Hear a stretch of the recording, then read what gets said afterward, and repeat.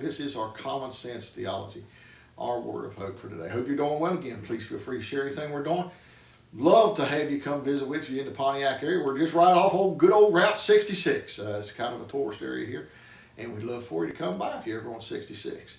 You can go get your kicks right here. There's a story about a gentleman and his son. It's an old story, and because of some of the things that said in it, but the son comes, he turns 16, comes to his father, and he says, Dad, he says, I'd like for you to buy me a car. Well, the father looked at his son, and he had his report card, and he was failing every course. The son never went to church, never read the Bible, anything. And this was back in the day, you know, when you had the long hair, and the dad didn't like the long hair.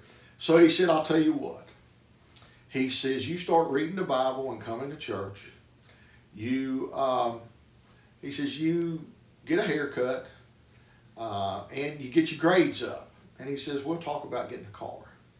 So about 6 months later, son says, Dad, I really want to get a car.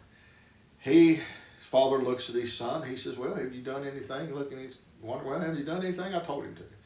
Looked at his report card. Still failing every course. Looked at the son. He still got the long hair, didn't do any of that. But he was reading the Bible. He was reading the Bible. And the son looked at the father, and of course it doesn't say this in here, but it makes for a good joke.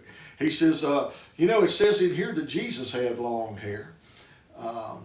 And Jesus didn't go to high school or anything like that. And, all those things.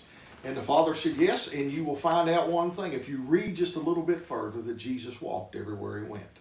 So there's a lot to be said for reading in the Bible and understanding that maybe Jesus, if it was good enough for Jesus, it ought to be good enough for us. I pray today that God would bless and